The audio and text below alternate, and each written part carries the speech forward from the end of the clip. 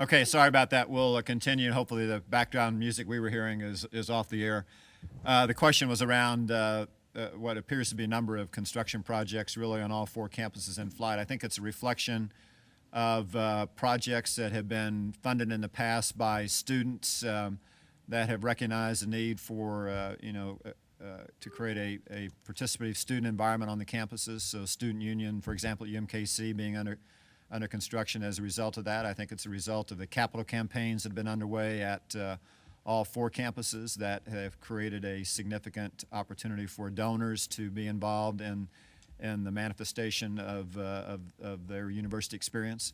And I think it's a reflection of enrollment increases in the past that has caused student housing to become a very significant opportunity and issue on at least three of our campuses and being addressed, as you know, here in Kansas City and at S&T and at Mizzou. So I think it's a combination of those things. And finally, I would say, as a result of the discussion yesterday, you may have heard that we are, again, going out to the debt market for financing of buildings that had already been approved by the curators, and will continue to press the issue given the current low interest rates and the ability for federal stimulus dollars. That there will be no better time, in my view, to continue to look at that without putting the university at undue risk by taking on more operating costs. Obviously, there's a balance there that we'll have to very carefully monitor.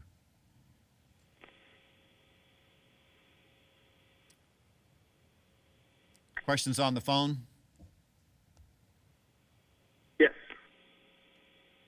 Go ahead. President Forsey, Yes. this is Evan Bush with the Missourian. Hi, Evan. And I was wondering what your reaction was to student legal services not getting approved today.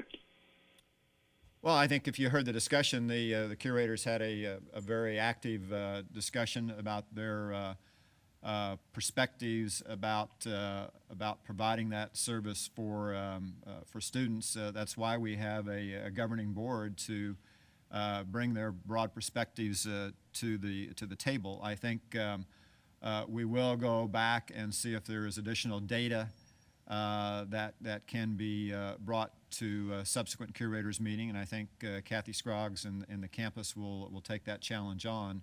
But I think it was a good, healthy discussion, and Curator Sherman Frazier may want to comment on that. That's why we have a governing board to be sure that those broad perspectives are brought to the discussion. So what do you expect to happen with that? When would you expect an initiative to be brought back? I don't know, Evan. I think that'll be up to the campus working with the students. And again, Chancellor Deaton, Provost Foster, Kathy Scroggs, all were in the room and heard the discussion, and certainly can work with the students and look at data that may be available, and they'll make the determination working with the students whether or not to bring it back for discussion. So I think that process could take certainly through the summer months before they would perhaps bring it back. I don't think it would be ready to be brought back in July, but perhaps be brought back in October if they decide to do that. That will be their decision. Now, just to be clear, is this the first time the board has heard this issue? I don't, since I've been on the board, I do not recall this coming up. So, and I've been on 2.5 years. I think the chronology was this goes back probably 4 or 5 years, and is just being brought forward as a pilot. So based on that, I don't think it's been brought to the board before. It's been dealt with between the system office, the general counsel, and the campus, trying to determine parameters so that it would be brought forward for a pilot. So I would assume from that this may be the first time it's been brought to the board. Chairman Frazier, you supported the measure, is that correct? Yes, I did. And why did you support the measure? Well, it looks like there's a student need out there, and no one wants to overburden our legal staff, but this was a pilot program for 2 years, and I thought that it was worth giving it a try to see if it was beneficial enough to the students without overburdening our legal staff. Thank you very much.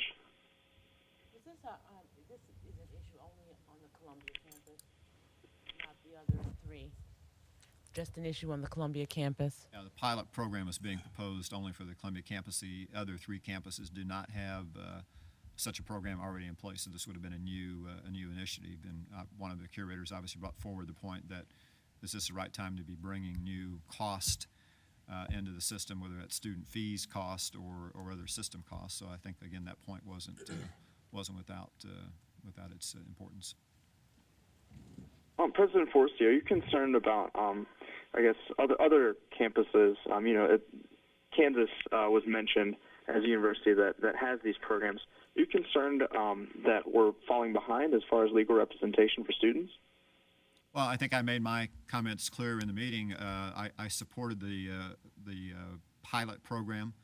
I wanted to be sure that I had worked with the general counsel and the campus to understand what the program was and including what other institutions are doing. We shouldn't always take what other institutions are doing as a roadmap for our institution. Our institutions are unique and should make their own determination, and I supported the determination by the Columbia campus to bring forward the pilot program. So we'll continue to look at, and again, if what others are doing and nationwide practices are something that would inform and provide additional facts and data, that perhaps is an area that some additional data could be helpful for, frankly. Thank you. Other questions on the phone? Yeah, I had one. This is Matt LeBlanc at ABC 17 in Columbia. Hi, Matt. How are you? I was curious about the budget. Obviously, there was some discussion this week, and obviously, as we move forward, we're always going to be on the lookout for cost-saving measures. Wondering if there are still some belt-tightening measures that we should look for as the year progresses.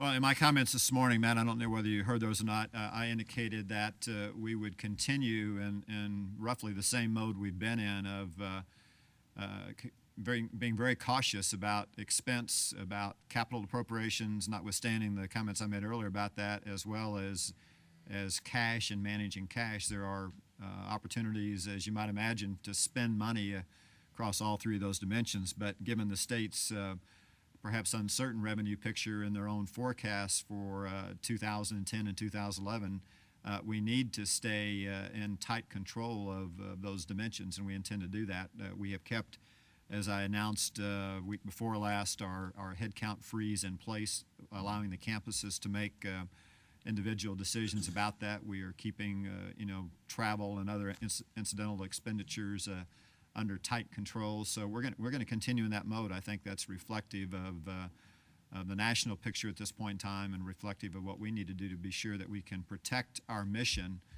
and not have, again, an unintended consequence of having our mission disrupted by not having been, again, managing and providing leadership during this period of time. Thank you. Other questions on the phone? Maria? Going once? Okay. Going twice? Okay. Everybody have a nice weekend, and we'll look forward to seeing you. Thank you. You too, sir. Thank you.